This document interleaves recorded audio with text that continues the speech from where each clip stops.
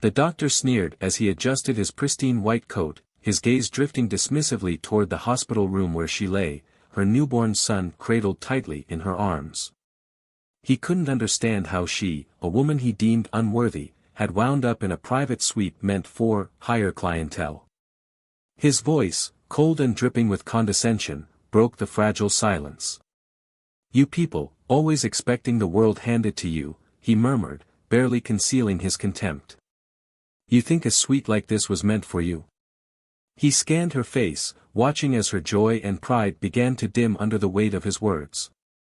Confused and shaken, she clutched her newborn even closer, her heart pounding. What had she done to deserve this? Why was her presence such an affront to him? She felt a wave of fear as his cold stare shifted from her to the baby, his lips curling into a twisted smile. "A woman like you, in a place like this, must be some mistake. But don't worry," he whispered, almost to himself, "I'll make sure it's corrected." He turned sharply and left, leaving her with a haunting sense of dread. Later that night, exhaustion finally took over, and she drifted into sleep, only to be jolted awake by an empty silence. Her arms, once cradling her precious son, now held nothing but the thin hospital sheet. She sat up, her breath caught in her throat, frantically looking around the room. But the crib was empty, her son was gone.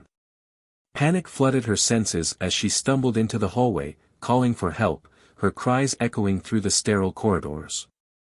Hospital staff glanced at her with pity, others with dismissive eyes, their glances avoiding her desperation. The same doctor appeared, hands folded, face blank. He tilted his head, feigning surprise, and said, "Is there a problem?" She could barely find her voice, trembling as she pleaded, "Where is my son? What have you done with him?" The doctor's cold gaze didn't falter, but his response was chilling, dripping with hidden malice. "Perhaps you misplaced him. Or maybe it's just, that these things happen." She wanted to scream, wanted to strike him, but something in his eyes told her this was no accident.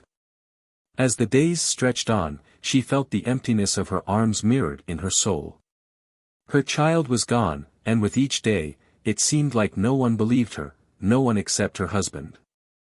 Behind the scenes, he was beginning to put pieces together, and what he found was worse than anything they had feared. Her husband knew something insidious was hiding beneath the hospital's polished exterior, and he would stop at nothing to bring the truth to light. Despite the hospital's calculated efforts to silence her, her husband's search for justice unearthed horrifying details.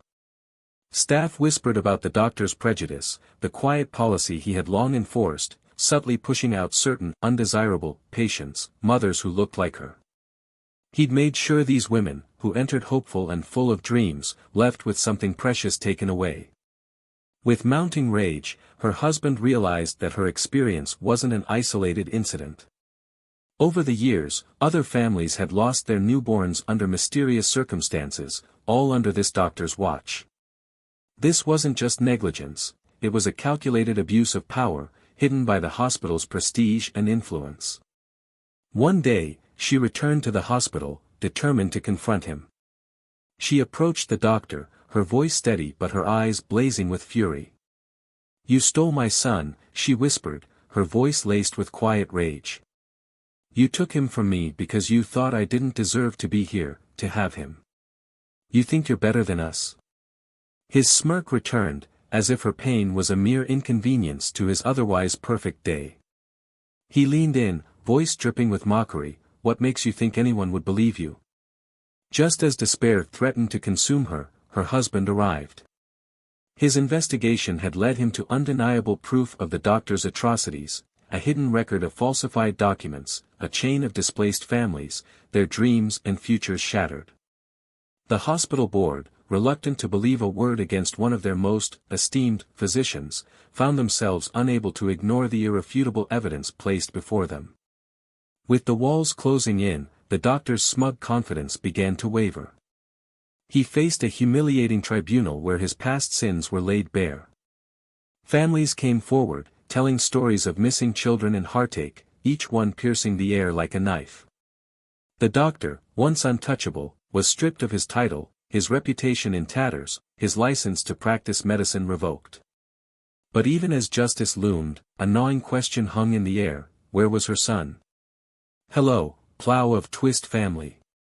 We want to take a moment to speak directly to our black viewers. Here, we stand with you. Racism has no place in our stories, our communities, or our world. At Plow of Twist, we believe in equality, dignity, and justice for everyone.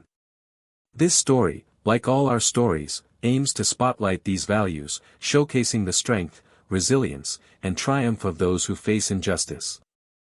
Now, settle in for a powerful tale, and if you haven't already, make sure to subscribe so you never miss a story that celebrates truth and resilience. Enjoy the journey. In the quiet, affluent corridors of St. Catherine's Medical Center, known for its pristine reputation and high-profile clientele, life moved with an almost reverent calm. Patients were ushered into immaculate rooms, the hallways softened by ambient lighting, and every corner felt meticulously maintained, a testament to the care it provided, or at least claimed to provide. Yet behind the hospital's polished walls and prestigious reputation, a web of hidden prejudices and unspoken hierarchies lingered. Amid this setting, Clara Thompson lay in one of the hospital's private suites, her exhaustion giving way to an overwhelming sense of wonder as she held her newborn son. Clara was a woman who carried herself with quiet dignity, a strong-willed nurse in her own right, who knew intimately the sacrifices and sleepless nights that came with her profession. Her journey to motherhood had been hard-fought, and now, looking at her son's tiny, perfect fingers wrapped around her thumb, she felt a wave of gratitude so strong it almost hurt. Beside her was her husband, David, a determined man with a relentless work ethic and a love for Clara that was evident in every glance and gentle touch. David had climbed his way to success as a hospital administrator, earning respect not only for his management skills but also for his genuine compassion and fairness. David Thompson had a deep-rooted connection to St. Catherine's, more than just professional. It was where he had started his career, working his way up from administrative assistant to hospital manager.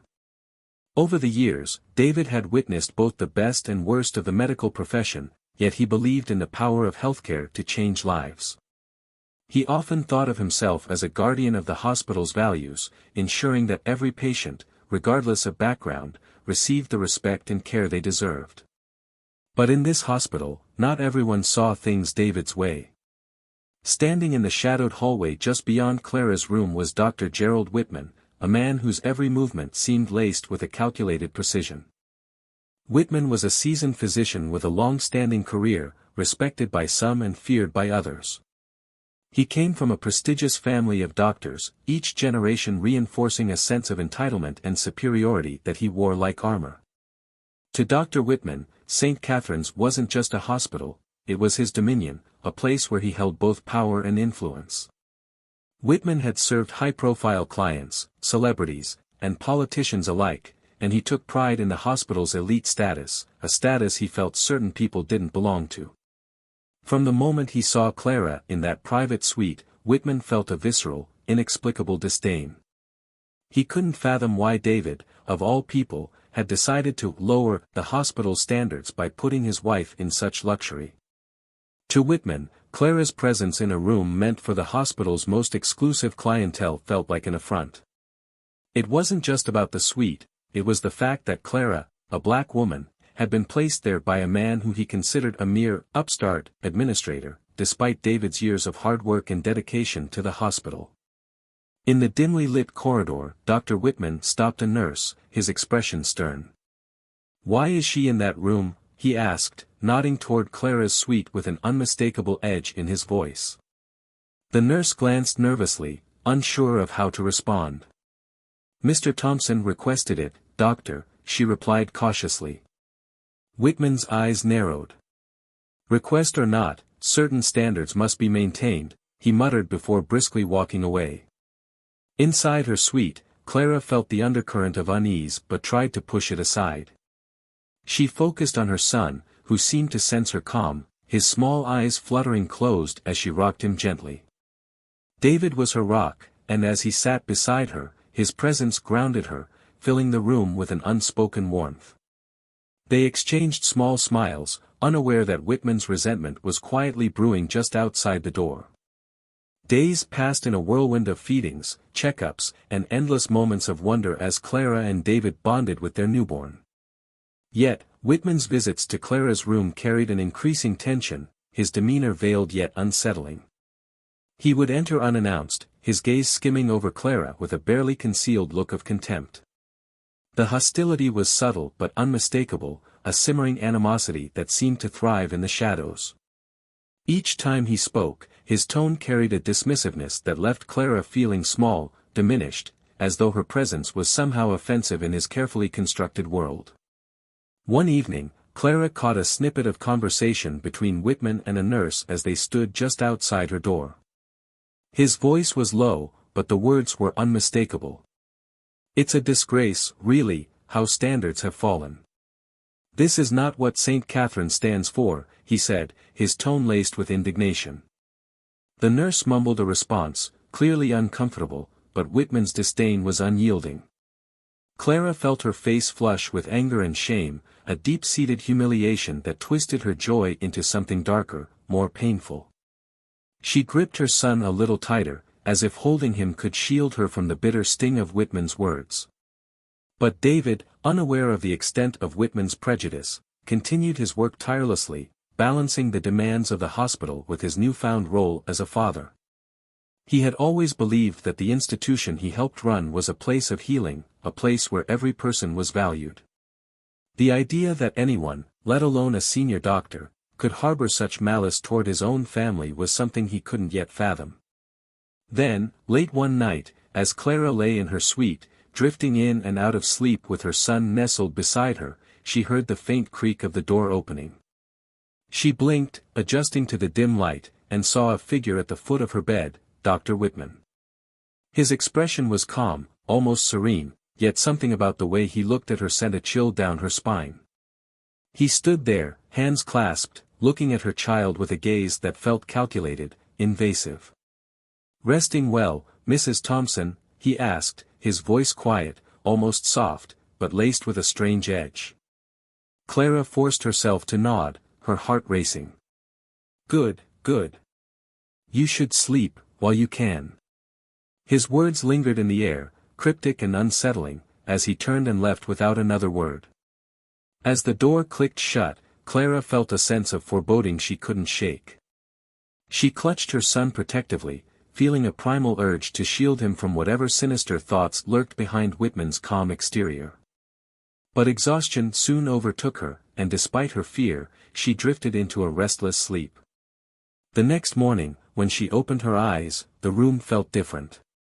An eerie stillness hung in the air, and her son's crib, which had been beside her bed, was empty. Panic seized her as she frantically searched the room, her heart pounding in her chest.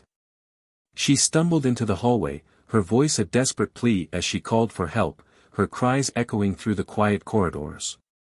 Nurses and doctors glanced at her with a mix of sympathy and discomfort, but there was no urgency in their actions, no rush to help. And then, from the end of the hallway, Whitman appeared, his face a mask of indifference.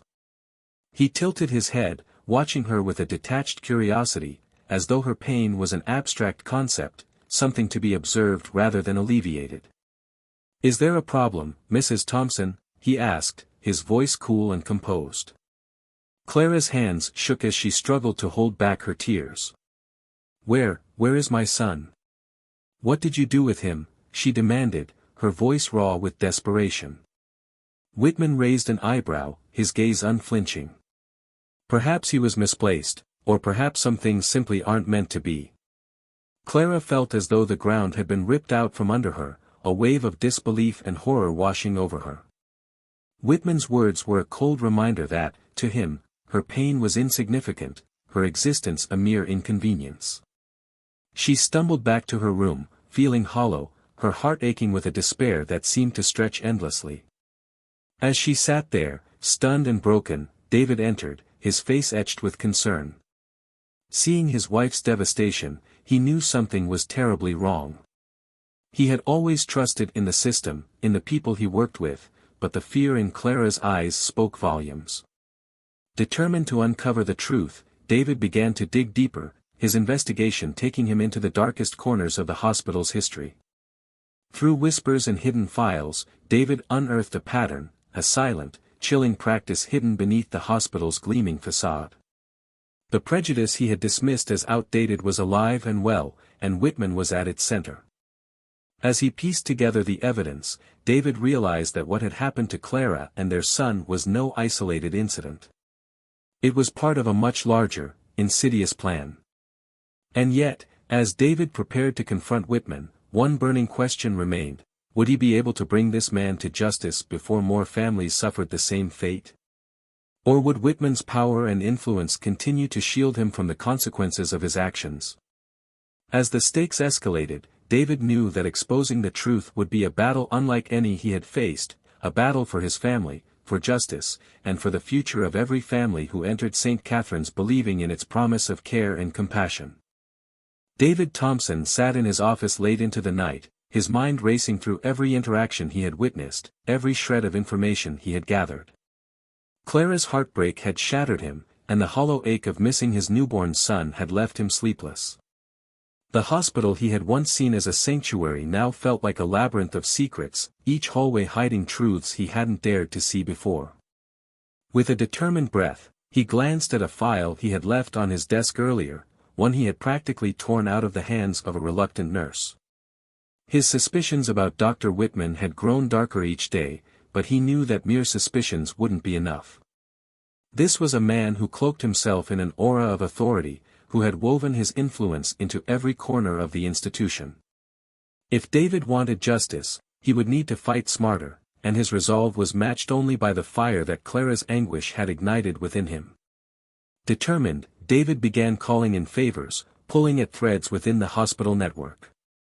He reached out to staff members who had previously worked with Whitman, most of whom were reluctant to speak, but there were a few who, after a pause and a quick glance over their shoulders, agreed to meet with him discreetly. He began piecing together stories, fragments of conversations, hushed whispers that hinted at a pattern he could no longer ignore. One evening, David approached an older nurse named Margaret, who had worked at the hospital for nearly 3 decades. She had once been a close friend of his, a quiet but compassionate woman with a keen eye and a sharp memory. Her hesitation was clear, but David's voice softened as he said, "Margaret, please. If there's anything at all that you know about Dr. Whitman, I need to hear it." Margaret's eyes held a sadness that David hadn't noticed before. She hesitated, her hands trembling slightly as she clutched her coat. "David, I don't know if it's my place. But I've seen things.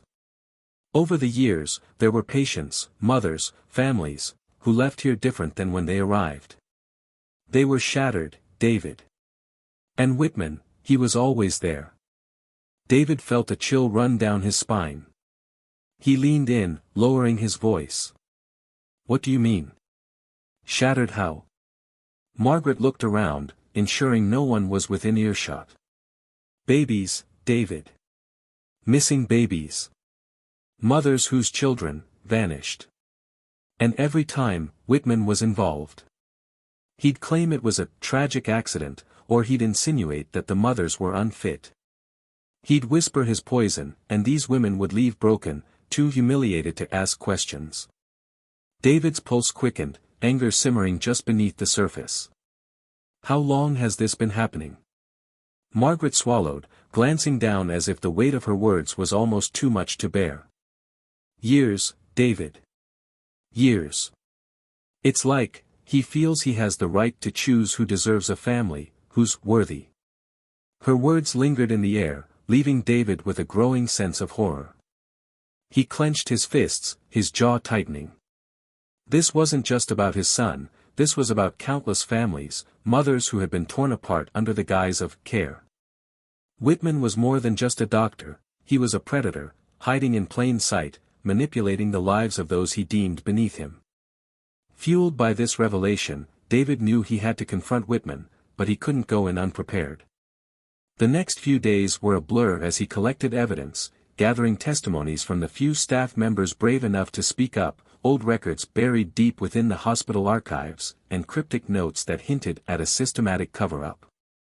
Then came the day he had dreaded, yet eagerly awaited. David arranged to meet with Dr. Whitman in a small conference room, the walls lined with cold, sterile furniture. Whitman walked in, his stride confident, a smirk barely concealed on his face as he looked at David with thinly veiled disdain. "Well, David," Whitman began, his tone mocking. "To what do I owe the pleasure of this meeting?" David straightened his back, meeting Whitman's gaze with a newfound determination. "I know what you've done, Whitman. I know about the mothers, the children. You may think you're untouchable, but I promise you, this ends here." Whitman chuckled, folding his arms across his chest as he looked at David with a patronizing smile. "David, you've always been sentimental. But running a hospital isn't about catering to feelings. It's about maintaining standards, ensuring that this institution remains a place of prestige." "Prestige?" David's voice shook with barely restrained fury. "Is that what you call destroying families? Stealing children? Deciding who's worthy in your twisted sense of superiority?" Whitman's eyes narrowed, his smile fading. "Mind your tone, David. You may think you're some sort of hero, but all you're doing is putting your career, and your wife's well-being, on the line." The threat hung in the air, a calculated move meant to rattle David. But instead, it steeled his resolve. He leaned forward, his voice low and filled with conviction. "You're going to face consequences, Whitman. Every life you've torn apart, every mother you humiliated and robbed of her child, it all ends now." Whitman's expression shifted, a flicker of anger breaking through his calm facade. "You don't understand, do you, David? This hospital doesn't need your pity, your sympathy for those who don't belong here. St. Catherine's is a place for people who have earned it. And you, of all people, should understand that we can't let just anyone walk in and think they're entitled to the same care as those who truly belong." David felt a surge of disgust, a burning rage that boiled over as he stood up, towering over Whitman. "You disgust me. You have no right to decide who belongs. Every person deserves to feel safe, respected, and cared for here. You may see them as beneath you, but you've forgotten what it means to be a doctor." Whitman sneered, his confidence faltering just slightly. "Spare me the lecture. The board will never believe your baseless accusations. They'll see you as a sentimental fool, clinging to empty ideals." David's gaze didn't waver. He felt a sense of calm settle over him, an unshakable resolve. "We'll see about that." As David walked out of the room, his heart pounded with a mix of fear and determination. He knew the fight wouldn't be easy, Whitman's influence ran deep, and there were those who were all too willing to turn a blind eye to his actions. But David was ready to take on whatever came next, for his wife, for his son, and for every mother who had walked out of St. Catherine's with empty arms and broken hearts. Back at home, Clara waited anxiously, her heart heavy with anticipation. David had told her only bits and pieces, sparing her the worst details to protect her, yet she sensed the weight of his mission. That evening, he sat down beside her, taking her hand gently.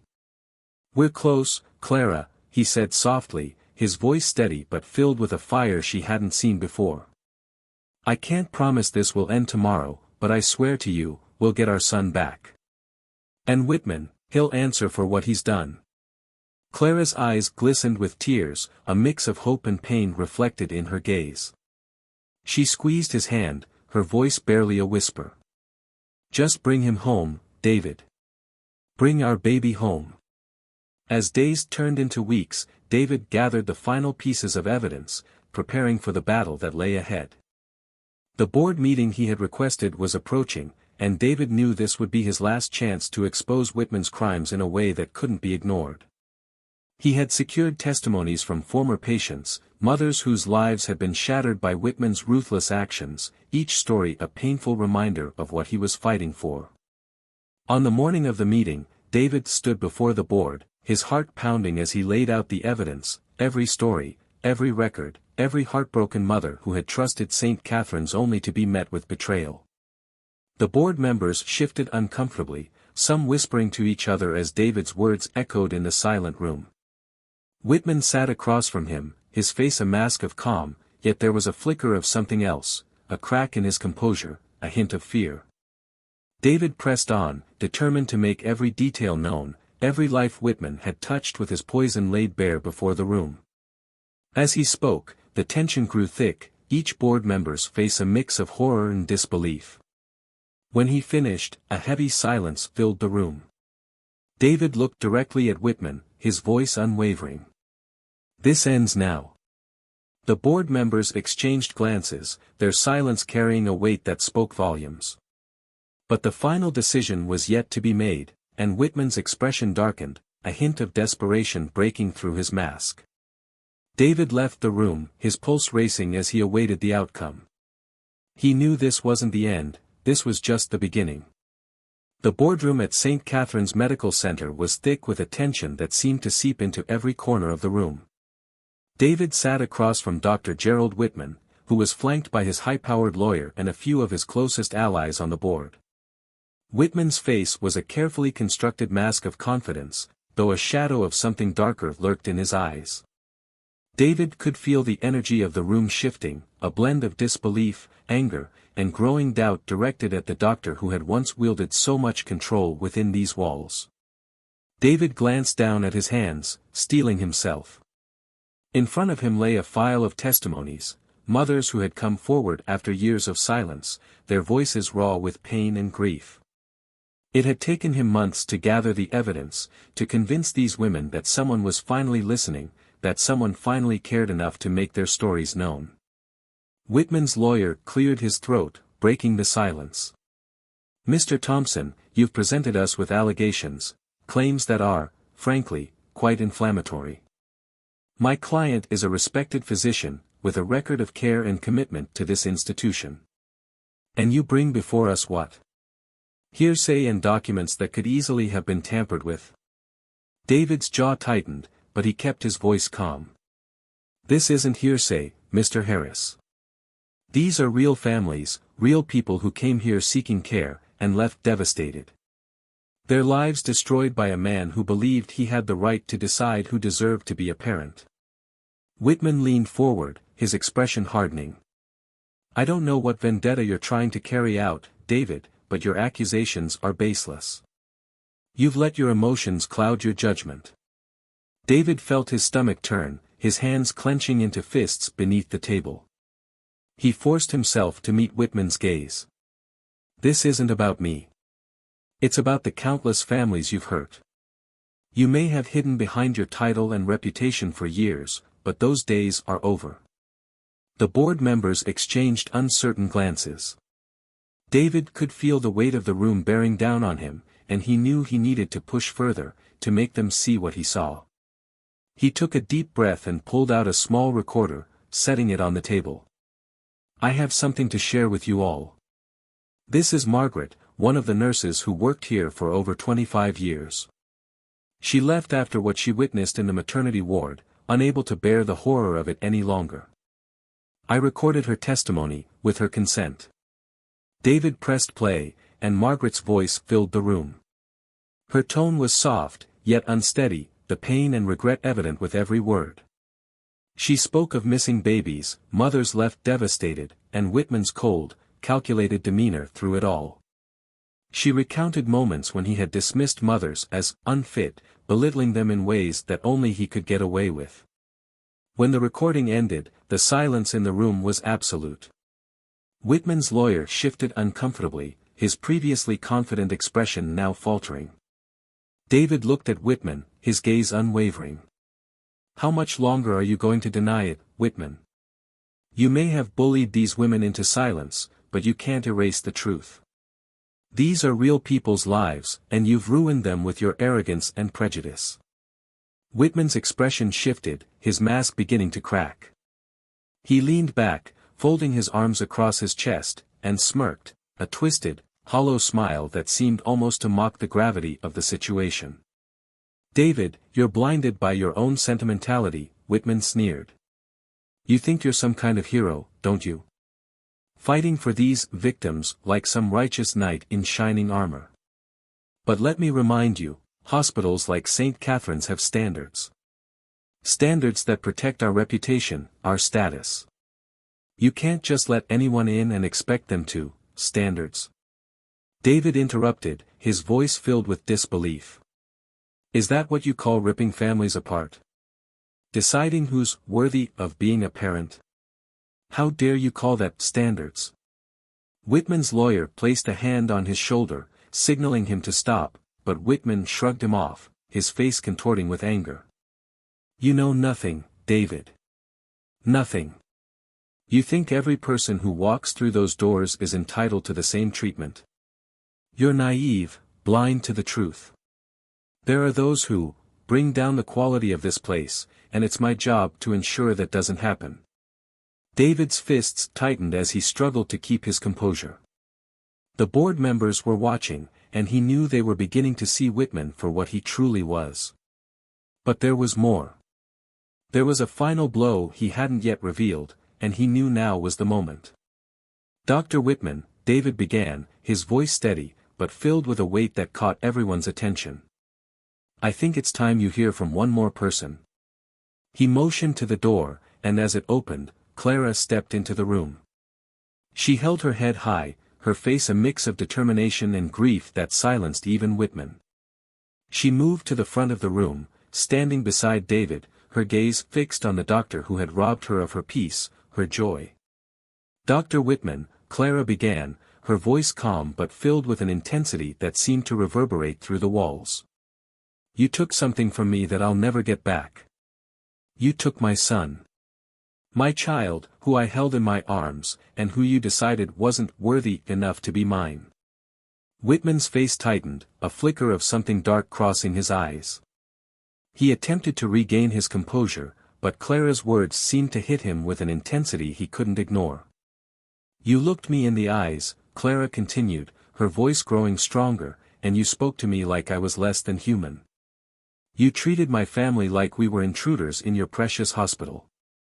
And when I begged you for answers, you laughed in my face, knowing full well what you had done. Whitman opened his mouth to respond, but David cut him off. You manipulated these families, these mothers, convincing them they were unfit, that they didn't deserve to be parents. And then you stole their children. How many lives have you destroyed, Whitman? How many mothers like Clara have you humiliated, thinking no one would ever challenge you? Whitman's lawyer stood abruptly, but David ignored him, his gaze fixed solely on Whitman. You thought you could get away with it because of who you are, because of the power you hold. But today, that power is crumbling. One of the board members, an elderly woman named Mrs. Aldridge, who had remained silent throughout the proceedings, leaned forward, her voice calm but firm. Dr. Whitman, she said, her tone leaving no room for argument, I've been on this board for over 30 years. And in all my time here, I've never encountered anything as disturbing as what I've heard today. Whitman's face paled as Mrs. Aldrich continued, her gaze piercing. You are a doctor, entrusted with the care and dignity of every patient who walks through these doors. But you have failed to uphold that trust. You have tarnished this hospital's reputation, and more importantly, you have violated the very principles we stand for. Whitman stammered, his composure finally cracking. Mrs. Aldrich, with all due respect, this is, no, she interrupted, her voice like steel. There will be no defense for what you've done, Dr. Whitman. Effective immediately, you are relieved of your duties pending further investigation. Whitman's face contorted in shock and fury. He glanced around the room, as if expecting someone to come to his defense, but the silence was damning. His lawyer pulled at his sleeve, whispering urgently, but Whitman brushed him off, his eyes blazing with rage as he looked at David and Clara. You think you've won, don't you? He sneered, his voice low and venomous. You think this is over? David held his gaze, his voice steady. It's over for you, Whitman. You've preyed on these families for too long. It's time you face the consequences. Whitman stood abruptly, gathering his belongings with a trembling hand. He glared at David one last time before turning and storming out of the room, his footsteps echoing through the corridor as he disappeared from sight. The room remained silent, the weight of everything that had transpired settling over them like a heavy shroud. David looked at Clara, his hand reaching out to hold hers. She squeezed his hand, a tear slipping down her cheek, but her gaze was steady, filled with a resilience that seemed to radiate from within. As the board members began to disperse, Clara and David stood together, a quiet understanding passing between them. The fight had been long and painful, but they had done it. They had uncovered the truth, and now, finally, they could begin to heal. But as they walked down the hallway, leaving the room that had held so much darkness, a single question remained: where was their son? As David and Clara left the boardroom, the weight of the moment pressed down on them, leaving a hollow ache. Dr. Whitman had been confronted, stripped of his title, and exposed. But the question that lingered in their minds was like a wound that refused to heal: where was their son? Clara's voice broke the silence, her words filled with a rawness that echoed the hurt she had carried since that terrible day.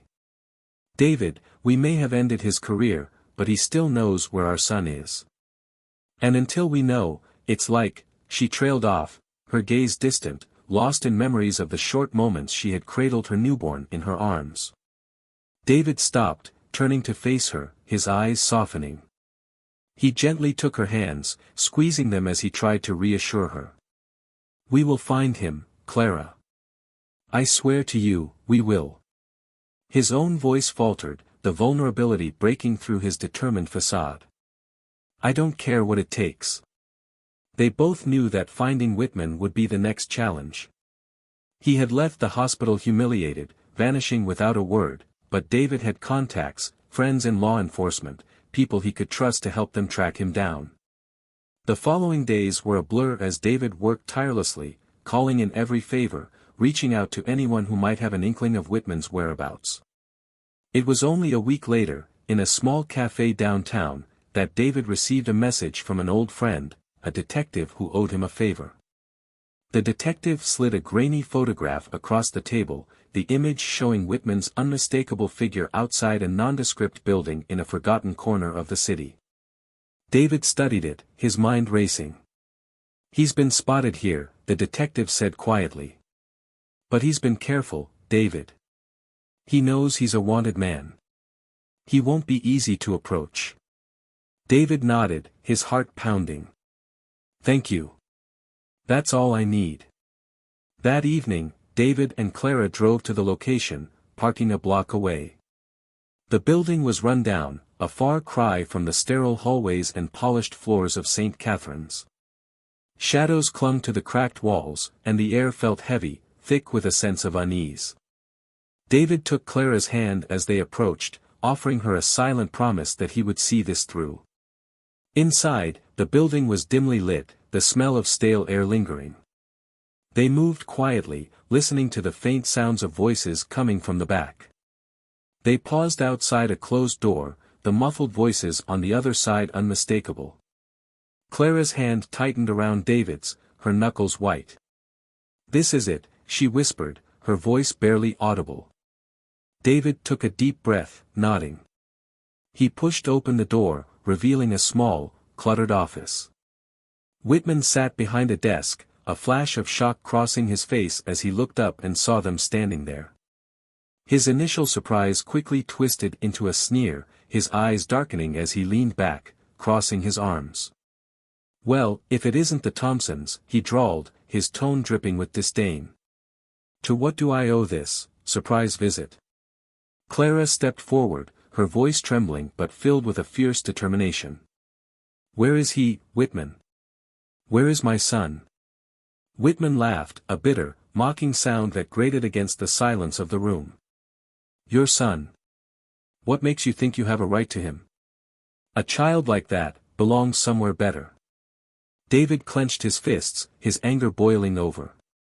He took a step forward, his voice steady but filled with fury. You have no right, to decide where anyone's child belongs. That was our son, Whitman. Ours. And you stole him. Whitman's smile faded, his gaze narrowing. You think you understand how this world works, David? You think every family is entitled to a child just because they want one? His voice grew colder, more venomous. Some people are simply better suited to raise a child. I was doing your son a favor. Clara's face contorted with a mix of pain and rage, her voice breaking as she spoke. A favor? You stole my son, my baby, out of my arms, and you call that a favor? Whitman shrugged, unperturbed by her pain. You're too emotional to understand. I've been doing this long enough to know what's best for certain demographics. David's voice cut through the air, sharp and unforgiving. And where is he now, Whitman? What better place have you decided for him? You may have convinced yourself that you're doing some twisted form of good, but all you've done is ruin lives. Whitman's eyes glinted with a strange mixture of defiance and something close to pride. You can moralize all you want, but the fact is, I had the power to make those decisions. I acted in the best interest of children who deserved more than they could have had with mothers like. He stopped short, his gaze shifting to Clara with a smirk. David stepped forward, his fists clenched, but Clara held him back, her voice trembling as she demanded, "Tell me where he is." Whitman's gaze lingered on her for a long moment before he leaned forward, his tone dripping with contempt. You really want to know? Fine. I'll tell you. Your son was given to a family who could provide him with the kind of life you never could. People of influence, of wealth. People who could raise him to be something better. Clara's eyes filled with tears, her heart aching at the thought of her son being taken, handed over as if he were nothing more than a possession to be traded. Her voice was barely a whisper as she asked, "Why? Why would you do this to us?" Whitman's gaze flickered, a hint of something dark and twisted flashing in his eyes. Because I could. Because you, and families like yours, don't belong in places like St. Catherine's. It's simple, really. David couldn't hold back any longer. He moved forward, his face inches from Whitman's, his voice a low, dangerous growl. You're a monster. You've destroyed lives, families, and for what? Some delusional sense of superiority? Whitman met his gaze, unfazed. Say what you want, David, but I did what I thought was best. And your son, he's somewhere safe, somewhere far from people like you. Clara's hands trembled as she fought back the urge to scream, to lash out. Instead, she steadied herself, her voice filled with a quiet, deadly resolve. You think this is over, Whitman? You think we're just going to walk away and let you get away with this? Whitman chuckled, his smile cold and unyielding. I've been doing this for years, Clara. And you're not the first to come crying, demanding answers. They all eventually give up, realizing that they're powerless to fight me. David's voice was barely above a whisper, his tone filled with a chilling determination. Not this time, Whitman. We're not like the others. For the first time, a flicker of uncertainty crossed Whitman's face, a realization dawning on him that perhaps he had underestimated them. Clara took a deep breath, her voice soft but steady. We'll find him, Whitman. No matter where you've hidden him, no matter who you've convinced to take him, we will bring him home. And you'll face every consequence of what you've done. Whitman's confidence wavered, his gaze shifting from Clara to David and back again. He opened his mouth to speak, but for once, he had no words. The silence stretched, heavy and charged, filling the room with a tension that felt almost suffocating. David pulled Clara close, wrapping his arm around her protectively as they turned to leave. He looked over his shoulder one last time, his voice filled with a quiet, unbreakable resolve. Your reign of terror ends here, Whitman. You're finished. As they walked out of the building, the weight of what they had learned settled heavily on their shoulders. But even as the pain and anger churned within them, there was a spark of hope, a belief that they would find their son, that justice would prevail. And as they stepped into the cool night air, Clara held on to that hope, her heart whispering the promise that had kept her going through every moment of doubt, every sleepless night, they would bring their son home. As Clara and David stepped out of the abandoned building, the weight of Whitman's words settled heavily upon them, each phrase he had uttered resonating like a dark chant in their minds. The truth was out now, cold, unchangeable, and excruciatingly real. Their son, the baby they had cradled with dreams and love, was somewhere out there, in the hands of strangers who saw him as part of some twisted plan. Clara's resolve was fierce, but the journey ahead felt daunting. David's mind was a storm of thoughts. Whitman's twisted philosophy had poisoned the lives of countless families, children displaced in the name of prejudice and power. With his job, his reputation, and his influence finally stripped, Whitman no longer held the same authority, but he was dangerous nonetheless. David knew that this was far from over. This was only the beginning of the most complex fight of their lives, bringing their son home. That night, back at their home, David and Clara sat at the kitchen table, silent but deeply connected. They both had felt that sense of emptiness, of longing and grief, since the moment they discovered their son had been taken from them. But now, there was a new flame burning within them, a fierce, relentless determination to bring him back. As David stared at the scattered documents before him, his mind worked tirelessly, piecing together what little information they had about Whitman's twisted network. Clara broke the silence, her voice steady but filled with an unspoken pain. "David, if our son has been with this family for months, or even years," she paused, her gaze flickering with uncertainty. What if he doesn't even remember us?" David reached across the table, taking her hand firmly. "Clara, we can't think like that. He's our son. Nothing and no one can change that. We'll find him, and he'll come home. We'll make new memories, give him the life we dreamed of, together." Clara nodded, her heart swelling with David's words, but deep down, the haunting fear lingered. The child they had loved and lost, what kind of life had he been given under Whitman's influence? Would he even recognize them as his parents? She shook the thought away, unwilling to let fear overshadow the hope that had guided them this far. In the days that followed, David pursued every lead, speaking with private investigators, calling upon friends, and contacting law enforcement to track down Whitman's associates.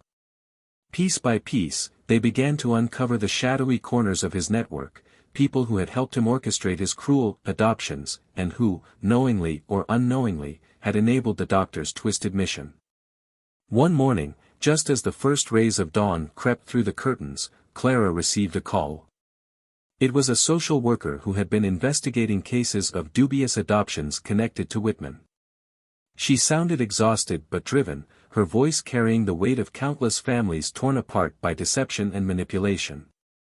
"Mrs. Thompson," the social worker said, her tone measured yet filled with empathy. "I believe we found a potential lead. There's a family on the outskirts of the city, the Randalls. They were listed as recent adoptive parents, but the paperwork is unusual. The process seemed rushed, as if someone was pushing it through without the usual checks." Clara felt her heart skip a beat. She thanked the social worker, her voice trembling with equal parts hope and fear. After hanging up, she looked at David, her voice barely above a whisper. "They found him, or at least, there's a lead. A family, the Randalls. It could be him." David's eyes flashed with determination, but he knew they couldn't just storm into the family's life and demand answers. This was a delicate situation, a tightrope walk that would require every ounce of restraint and patience. "We'll reach out to them, Clara. We'll do this the right way, carefully, and with the respect they deserve. This isn't just our fight. If they've loved him, if they see him as their son, we'll need to consider what's best for everyone." The weight of his words hung in the air, and Clara felt a pang of empathy for the unknown family who might now be raising their child. What if they loved him deeply? What if, in their hearts, they had become his parents? The reality of it settled over her, and for the first time, she realized that their journey wasn't just about reclaiming what had been taken from them, it was about understanding, about finding a way to honor their love for their son and any love he might have received in his absence. Later that day, David and Clara made their way to the Randall family's home, a modest house nestled in a quiet neighborhood on the edge of the city. Their hands were intertwined, each step forward a silent promise to one another to see this through.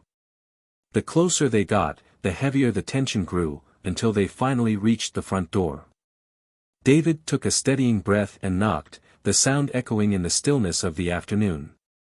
A few moments later, the door opened, and they found themselves face to face with Mrs. Randall, a woman in her mid-30s with kind eyes and a gentle smile. She looked at them with a touch of confusion, but greeted them warmly, her gaze shifting curiously between them. "Can I help you?" she asked, her voice soft. David glanced at Clara, then took a step forward. "Mrs. Randall, I'm David Thompson, and this is my wife, Clara. We don't mean to intrude, but we believe that your son may be our child." Mrs. Randall's face paled, her hand flying to her mouth as she tried to process his words. What are you saying? This is impossible. Our son, we adopted him legally." Clara's voice trembled as she spoke, her heart pounding. "Please, we know this is difficult, and we're not here to hurt you or take him away. But there's been a terrible injustice. Dr. Whitman, the man who handled your adoption, he took our son from us." Mrs. Randall looked at them, her gaze torn between disbelief and a dawning understanding. She invited them inside, her husband joining them as they all sat together, the silence thick with tension. The Randalls listened in shock as Clara and David recounted their story, each word filling the room with a weight that seemed to settle into every corner. When they finished, Mr. Randall finally spoke, his voice filled with sadness and disbelief. "We had no idea. We thought we were giving him a chance. Dr. Whitman told us, he said the child's family couldn't care for him, that he'd be better off with us." David met his gaze, his voice steady but filled with pain. "We never wanted to give him up. He was stolen from us. We spent years searching, not knowing if he was safe, if he was loved. And we know that you've loved him. We can see it in your eyes. That's why we're not here to take him away. We want to know him, to be a part of his life." Mrs. Randall looked at her husband, her eyes filling with tears as she considered the depth of what was being asked. She turned to Clara, her voice breaking. "We love him, more than anything. But we're not monsters. We would never want to keep a child from his family. If you're his parents, we'll find a way to make this work, for him." Clara reached across the table, her hand trembling as she took Mrs. Randall's. "Thank you. From the bottom of my heart, thank you. We don't want to tear his life apart. We just want to know him, to have the chance to love him the way we dreamed."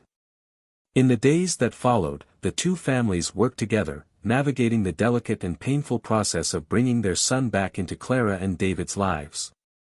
They met with counselors, discussing how to introduce the truth to the child, preparing themselves for the questions he would ask, the confusion he might feel.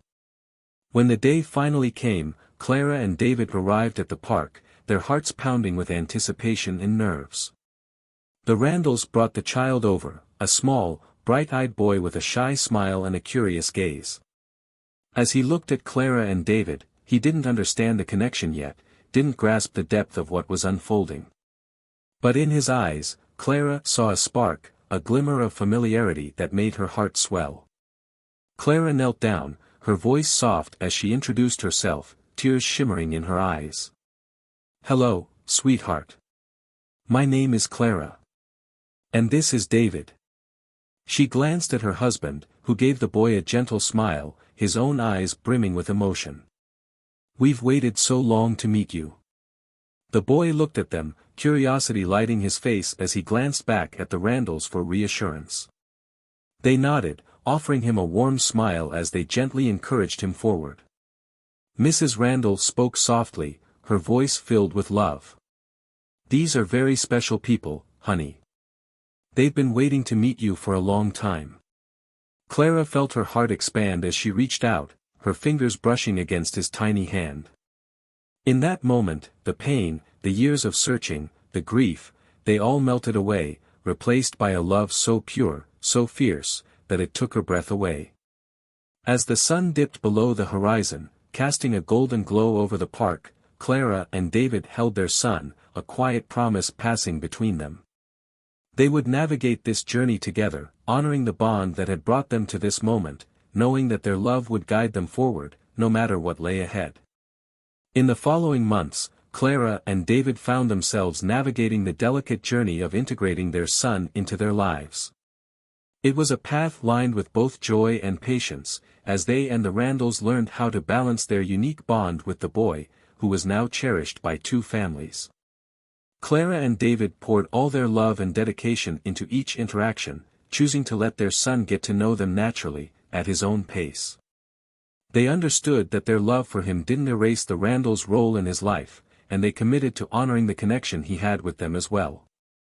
In a surprising but beautiful twist, they began to build a relationship that, while unconventional, offered their son a support system filled with genuine love and compassion. As their son grew comfortable around them, the Thompsons shared more about their journey, always at a level he could understand, showing him through their actions the strength of their bond and the depth of their love. The boy, with his warm smile and bright eyes, responded to them in ways that continually reminded Clara and David of all the moments they'd yearned for. Each visit, each smile, each question he asked was a step toward healing, not just for the boy, but for both families who had found themselves forever connected by a painful history but bound by a commitment to provide him with all the love he deserved. Meanwhile, the consequences of Dr. Whitman's actions reverberated beyond the walls of St. Catherine's. His past deeds were unearthed in the aftermath of the Thompsons' determination to bring the truth to light. Families from years before came forward, sharing their own painful stories, giving voice to the silent suffering they'd endured in the shadows of Whitman's prejudice and manipulation. It was a reckoning that could no longer be ignored. The legal system took over, and Dr. Whitman found himself stripped not only of his title and license but also of the community and respect he had once commanded so ruthlessly. In court, the testimonies of mothers whose children had been stolen and displaced painted a devastating picture of the man who had once held the lives of so many in his hands. His facade of authority and respect crumbled, revealing him as a man driven by hate, twisted beliefs, and a false sense of superiority. As his world fell apart, he came face to face with the families he had torn apart, forced to listen as they recounted the wounds he'd inflicted upon their lives.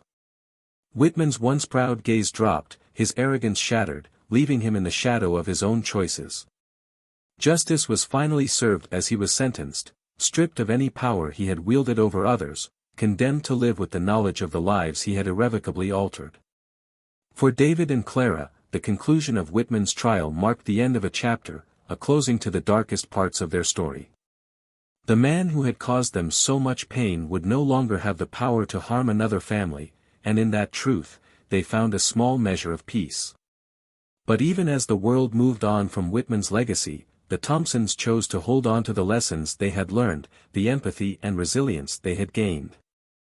They continued to grow as a family, choosing gratitude over bitterness, allowing the love they had for their son to fill the void left by all they had endured. The journey wasn't easy. Their son sometimes struggled to understand why he had two families, why he was so deeply loved by people with different faces, different stories. But Clara and David, along with the Randalls, were there to guide him, to reassure him that love had brought them all together, and that he was safe, wanted, and cherished beyond measure.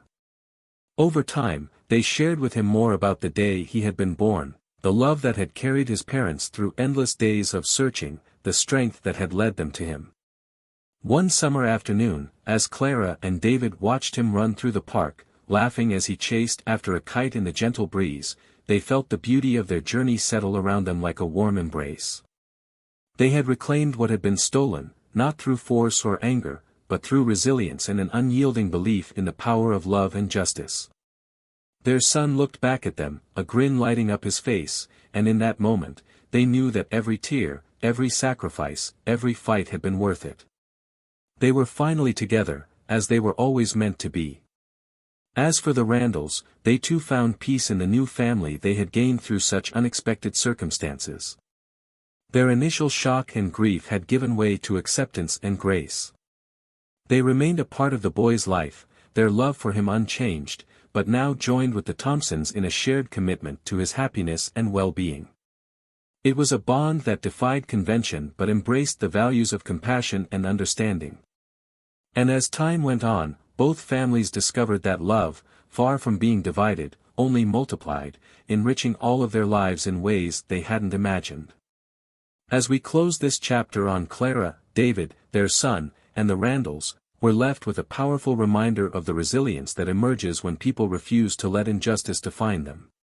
Clara and David's story is more than a tale of recovery, it's a testament to the strength of family, of truth, and of the relentless pursuit of what is right. It's a reflection on how love and justice, even when delayed, can prevail over cruelty and prejudice. But perhaps the greatest message lies in the choices we make when faced with betrayal, pain, and loss. Clara and David could have let anger consume them, but instead, they chose love and healing. They found a way to embrace their son's past and present, to make peace with the lives affected by Whitman's deeds.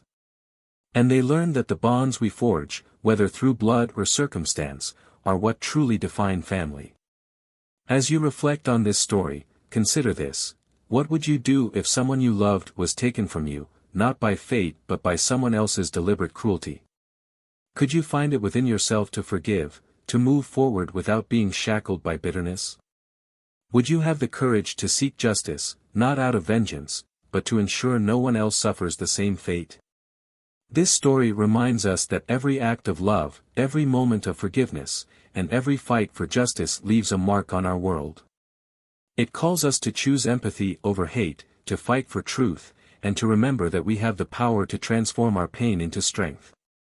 Thank you for joining us on this powerful journey of hope, resilience, and justice. If you found yourself moved by Clara and David's story, if it inspired you or made you think about the strength of love and family, we'd love to hear your thoughts. Please leave a comment below, sharing what this story meant to you, or how it made you reflect on the power of truth and compassion. And if you want more stories that delve into the unexpected twists of life, that challenge, inspire, and encourage us to see the world from new perspectives, don't forget to subscribe to Tales of Twist. We have many more stories waiting to be shared, and we'd love to have you join us on each and every journey. Thank you, and we'll see you in the next story.